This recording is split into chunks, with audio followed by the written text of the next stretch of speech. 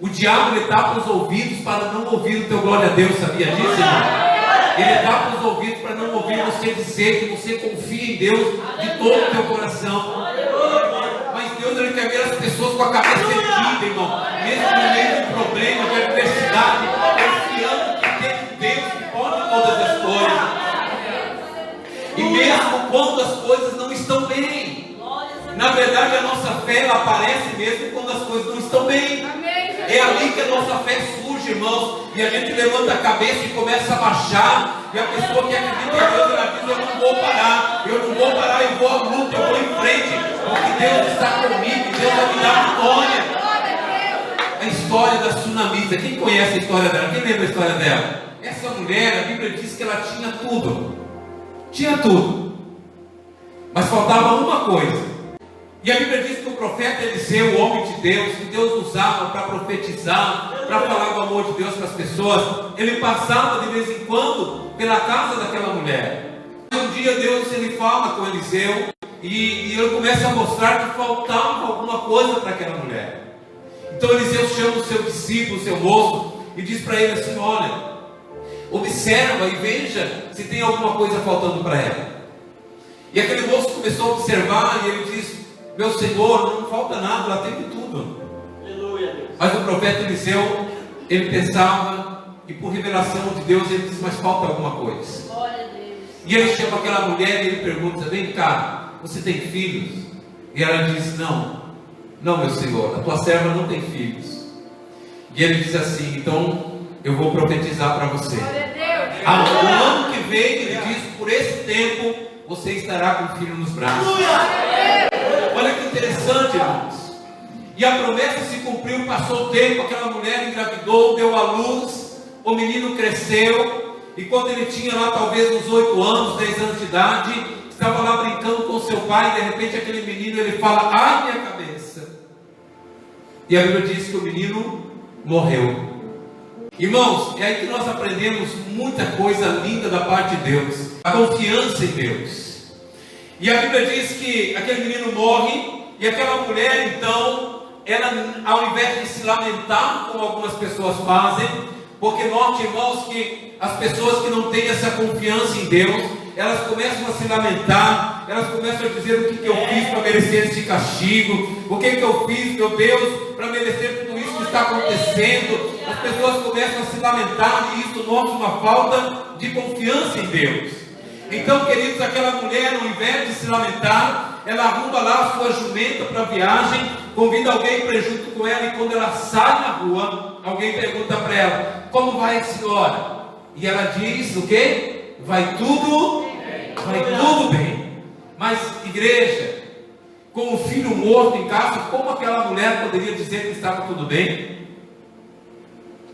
E ela vai mais à frente, e alguém pergunta: como vai o seu marido? Vai tudo bem.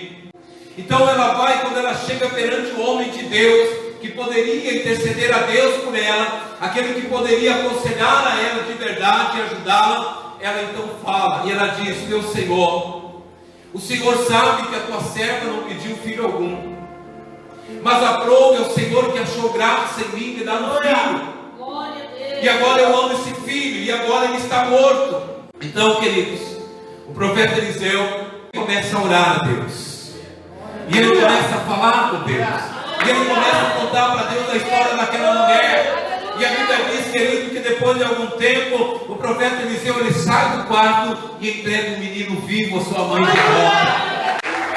Por que isso aconteceu? Porque aquela mãe, ao invés de se lamentar, ela foi aonde verdadeiramente ela poderia, irmãos, receber o socorro, ter uma resposta de Deus.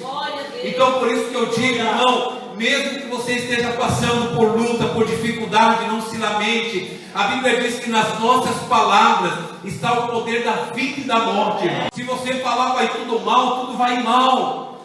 Se você falar nada dá certo na minha vida, nada vai dar certo na sua vida, porque você está profetizando. Se está profetizando mal, mas se você começar a falar com as suas palavras, acreditando em Deus, e você dizer assim: vai tudo bem comigo, tudo está dando certo, tudo vai dar certo, Deus está comigo, em nome de Jesus eu já sou uma vencedora. Então, irmãos, as suas palavras palavras vão dirigir você para a vitória.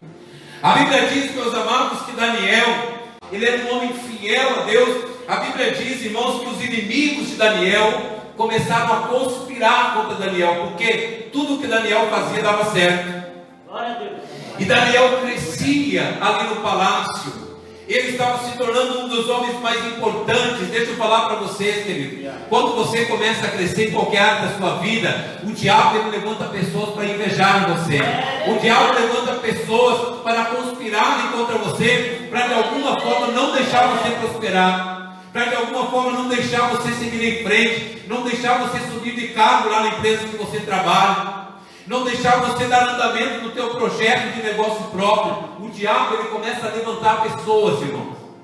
E não foi diferente com Daniel. Os invejosos naquele tempo lá se levantaram contra Daniel.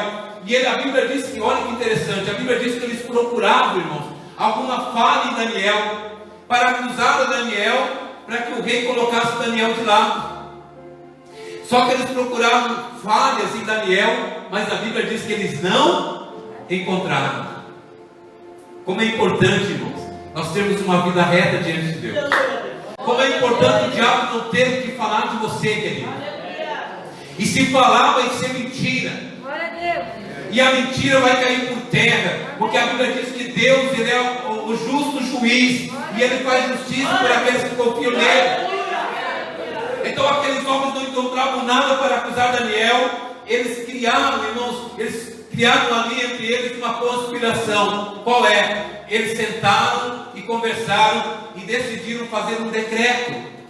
E esse decreto dizia que qualquer pessoa que adorasse a outro Deus, que fizesse orações a outro Deus, senão ao rei, seria lançado na cova dos leões.